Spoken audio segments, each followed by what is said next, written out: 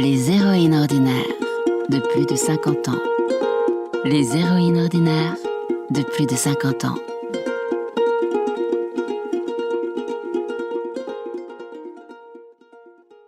Il y a des gens qu'on croise à différentes étapes de notre vie et qu'on n'a jamais l'impression de voir vieillir. Gisèle en fait partie. Je suis donc allée à la rencontre de cette dame toujours jeune qui m'a ouvert sa porte avec un grand sourire et une jolie robe d'été.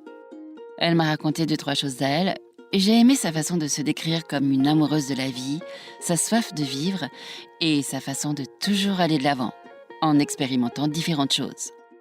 Rencontre donc avec Gisèle. Alors Gisèle, quel âge avez-vous ? J'ai 83 ans cette année et je me sens heureuse de vivre. Quel est votre parcours de vie en quelques étapes ? Alors, on peut dire qu'à 20 ans, suite à un concours, je suis partie à Paris et comme le dit Aznavour dans sa chanson, j'ai quitté ma province, mon petit village de Vaux-sur-Mer, pour gagner Paris où j'ai été nommée au rectorat. Et puis j'ai rencontré un peu plus tard mon premier mari et nous avons eu un enfant et nous sommes partis alors au Puy pour son premier poste. Et je me suis mise en disponibilité pour m'occuper de mon enfant. Et puis, quelque temps après, pendant ma disponibilité, j'ai eu mon deuxième fils et en même temps j'ai préparé un autre concours plus élevé de catégorie B dans l'éducation nationale. J'ai été reçue. Mon mari a demandé sa mutation à Ajaccio, moi aussi. Malheureusement je ne l'ai pas eu, mais j'ai été nommée à Corté, ce qui a été l'année la plus difficile de ma carrière. Et juste après aussi, malheureusement, mon mari a demandé le divorce et ça a été une période douloureuse dans ma vie. Les détails, je les passe. Et ensuite, après une nouvelle année de mise en disponibilité sans solde, j'ai obtenu ce poste au lycée d'Ajaccio où j'y ai travaillé 16 ans. Ça, c'est mon plus grand parcours. Et plus tard, j'ai demandé ma mutation pour revenir sur le continent en 85.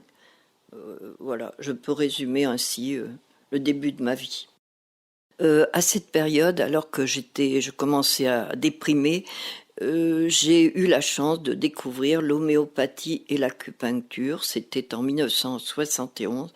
J'avais 31 ans, ce qui à l'époque était exceptionnel. Cela m'a sauvée d'une dépendance médicamenteuse et je remercie le destin puisque depuis je me soigne de façon naturelle. De quoi êtes-vous fière dans votre vie ? Je suis fière de plusieurs choses, dont mes 3 fils, mais également au moment d'un deuxième divorce qui est survenu quelques années plus tard et la naissance d'un 3e fils, j'ai décidé d'habiter une maison et non un appartement dans une tour de 19 étages. Et ce que je peux dire, c'est que ma devise, c'est faire un pas en confiance, détermination, et le reste s'accomplit. Donc, en l'espace de 5 mois, j'ai pu réussir à avoir ma maison Phoenix, à l'époque c'était la mode, avec un faible budget. Mes parents m'ont juste aidé pour acheter le terrain et je les ai remboursés rapidement suite à des travaux de peinture et de tapisserie dans la maison. Et donc, j'étais fière d'avoir ma maison à moi, même si je devais la rembourser tous les mois, et ensuite d'avoir mon jardin, mes plantations d'arbres, mes fleurs. Après, l'expérience de mes enfants, bien sûr, mais avec des séparations suite au divorce, des week-ends avec ou sans, ça a été aussi très difficile pour moi. Vous êtes retraitée depuis quand ? Alors, je suis retraitée depuis 1996. J'ai pris ma retraite à 56 ans, ma retraite anticipée. Grâce à mes 3 enfants, j'ai pu la prendre avant, même si elle n'était pas très importante. À l'époque, ma famille m'avait déconseillé. J'ai décidé de partir à l'aventure d'une nouvelle vie et je n'ai jamais rien regretté. J'ai pu alors faire tout un tas d'activités dont je peux vous parler en détail. Oui, voilà. Je sais que vous êtes une retraitée très active. Donc, quelles sont vos passions? Alors mes passions, je peux dire que je ne sais pas si ce sont des passions, mais en tout cas, j'aime beaucoup de choses et j'ai expérimenté dans ma vie beaucoup de choses.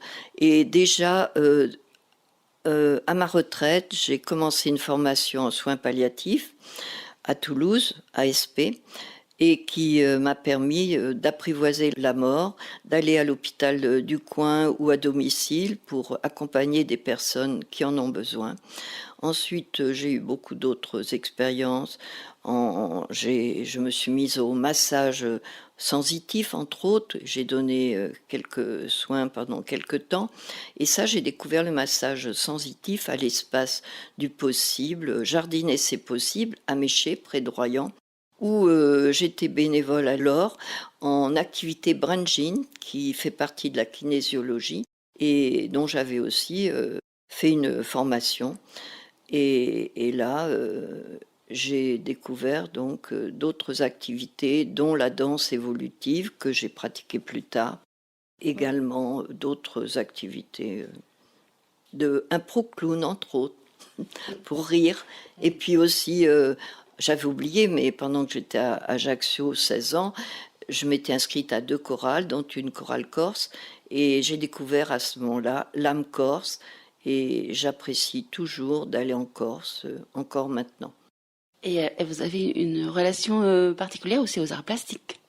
Alors, j'ai découvert aussi la peinture pendant le Covid, grâce à un petit atelier à 4. Et là, j'ai pu, avec une prof très sympathique et bienveillante, j'ai pu peindre maintenant des tableaux en acrylique et aquarelle que j'ai exposés dans mon appartement et dont je suis fière. Et je ne vais pas abandonner cette activité.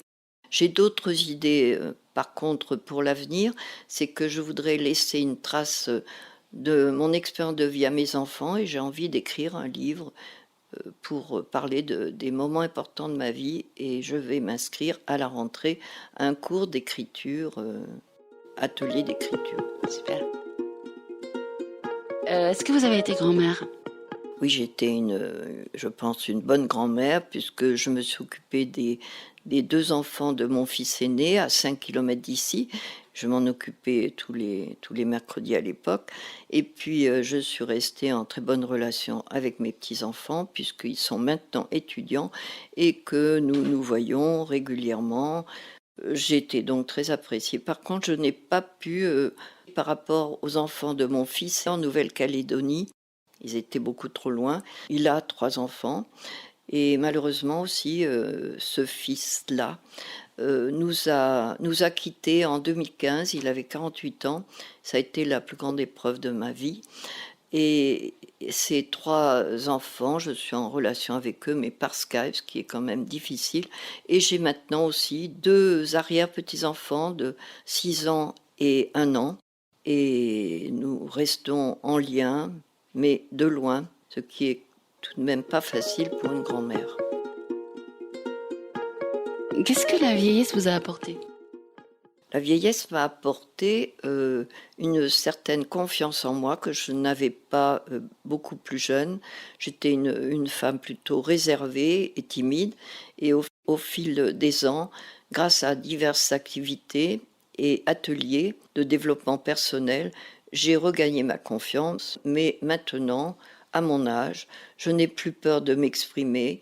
Je n'ai plus rien à perdre ni à gagner. Donc, je me sens une femme vraiment libre et libre de parler. Par contre aussi, la vieillesse me permet d'être plus à l'écoute des autres, de leur donner éventuellement des conseils s'ils le veulent bien, et de ne pas avoir peur de vieillir. Moi, j'ai osé euh, arrêter de me teindre les cheveux vers les 70 ans. Je me sens une femme, d'ailleurs on me dit que je garde une belle jeunesse, que je fais plus jeune que mon âge, mais grâce aussi à une nourriture saine et naturelle, à des exercices. Je pratique le ski de fond l'hiver, et puis aussi le qigong dont je donne des cours. Je suis une animatrice en qigong tous les lundis, des femmes de mon entourage, et nous nous réunissons aussi le lundi après-midi chez moi avec un support couture qui nous permet aussi de partager ensemble nos expériences de vie. Et ça m'intéresse beaucoup. Et je marche aussi, je continue à marcher, donc je pense avoir une bonne hygiène de vie qui me permet d'être en bonne santé. Quelles sont les femmes inspirantes de votre vie ? Les femmes inspirantes, d'abord je peux parler de ma maman qui est décédée à 95 ans, entourée d'ailleurs de ses quatre filles et très lucide. Et elle était seule, elle ne se plaignait jamais, elle était souriante et gaie, elle aimait chanter avec nous et aussi elle ne se plaignait jamais. Et malgré sa solitude, puisqu'elle avait perdu notre père 13 ans plus tôt, et ses douleurs, les douleurs de la vieillesse. C'est un bel exemple pour moi. Et puis un autre exemple plus récent, j'ai lu plusieurs livres de Marie de Henzel, dont La chaleur du cœur empêche nos corps de rouiller, ce qui veut tout dire, écrit en 2006. Elle a écrit aussi La mort intime, puisqu'elle a accompagné François Mitterrand dans sa fin de vie. Et puis le dernier, c'est L'expérience de vieillir, sorti en février 2023 et que je recommande parce qu'il m'a apporté encore quelques pistes du bien vieillir. Elle parle bien sûr dans son livre entre autres de sœur Emmanuelle qui est partie très tard à 94 ans, entre autres de Sarah Bernard qui est morte sur scène, elle avait déjà plus de 80 ans, de Christiane Singer qui malheureusement nous a quittés très tôt à 64 ans mais qui avait écrit aussi Les âges de la vie et puis bien d'autres personnes. Voilà, dans mon souvenir récent, c'est elle que je peux citer. Est-ce que vous avez encore des rêves ? Des rêves, en tout cas des envies, j'en ai toujours. Celle donc d'écrire un livre bientôt, et puis de continuer ma vie telle qu'elle est actuellement, avec des rencontres amicales. C'est très important de ne pas rester seul, et ça, il faut le préparer bien avant. Et puis d'aller au cinéma, à des concerts, voilà, continuer à vivre comme avant. Et même si physiquement je ne peux plus faire les mêmes choses, je l'accepte et je peux conduire encore, je suis donc autonome, ce qui est important pour moi, mais quand j'aurai besoin d'aide, je pourrai demander de l'aide sans peur. Et ça, c'est important aussi de savoir demander de l'aide, mais ne pas se plaindre sans cesse de ces petits mots, être souriante et pour que les personnes autour de moi soient heureuses de me rencontrer. Quelles sont vos limites ? Mes limites seraient peut-être physiques, donc je marche moins longtemps, je fais moins de choses bien sûr, mais ça c'est, pour l'instant, moi ça me perturbe pas trop. Et ce que je demande à la vie, c'est de rester le plus longtemps autonome et surtout lucide dans ma tête. Voilà. Donc, qu'est-ce qui est important pour vous que vous aimeriez transmettre ? Ce que j'aimerais transmettre, c'est justement ma soif de vivre. Je suis une amoureuse de la vie, je pense. Je peux dire que déjà, j'ai la chance d'avoir eu une faculté de résilience face à mes expériences douloureuses. J'ai pu vraiment rebondir dans chaque situation douloureuse de ma vie et je l'ai prouvé. Je ne me suis jamais effondrée vraiment.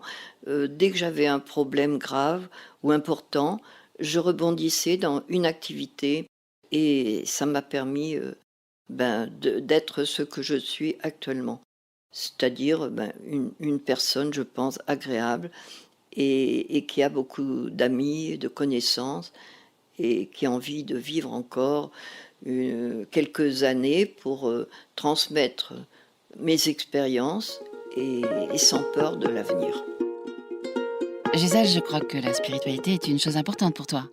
C'est surtout aussi grâce depuis 1987, donc j'avais 47 ans, ma découverte d'une démarche spirituelle qui m'a permis de mieux comprendre pourquoi j'avais vécu toutes ces expériences en parlant, en découvrant la réincarnation, le karma, la vie de l'au-delà, la vie après la mort, les NDE, enfin tout ce qui se rapporte à ces enseignements. Et ensuite aussi, j'ai lu beaucoup et j'ai reçu des enseignements importants que je vais continuer jusqu'à la fin de ma vie et qui m'ont permis d'accepter le départ de mon fils en 2015.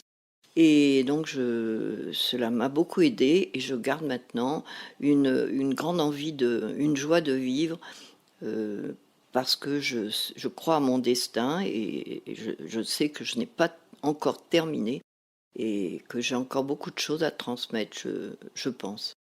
Je pourrais dire donc que je pratique la méditation et même la prière par moment et que pour moi ça a été une grande expérience, découverte et que je suis heureuse de pratiquer cela, d'y croire. J'ai la foi, voilà. J'ai une foi dans la vie aussi et je continue à être amoureuse de la vie. Si vous aviez un message à faire passer aux femmes de 50 ans qui entrent soi-disant dans l'âge senior, que pourriez-vous leur dire?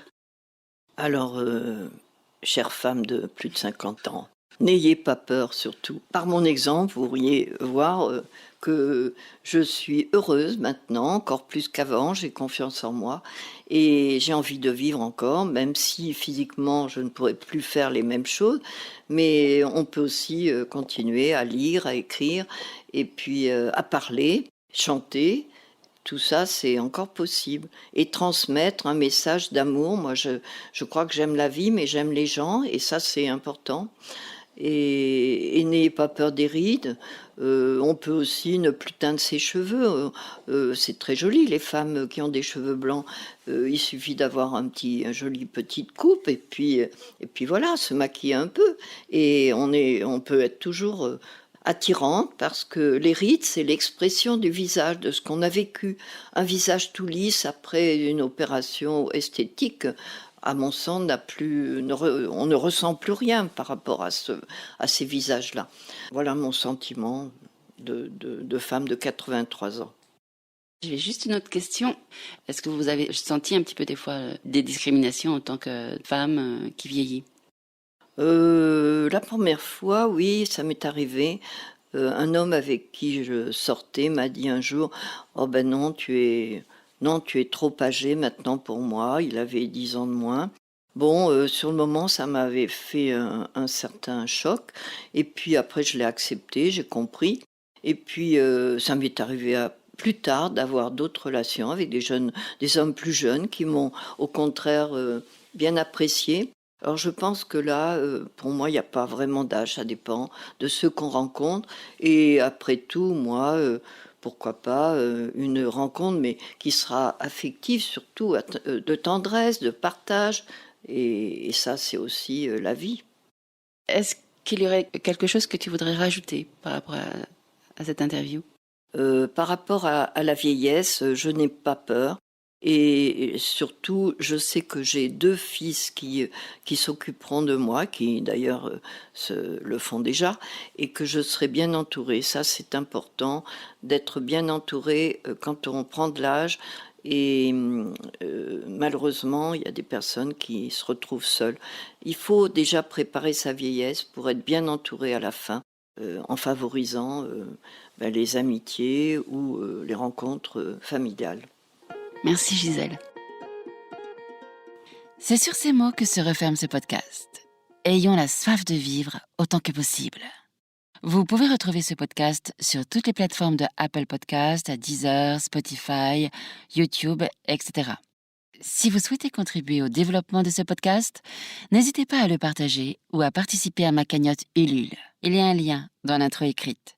La semaine prochaine, j'irai à la rencontre d'une autre femme libre et sage, Annie Sarvati. À bientôt!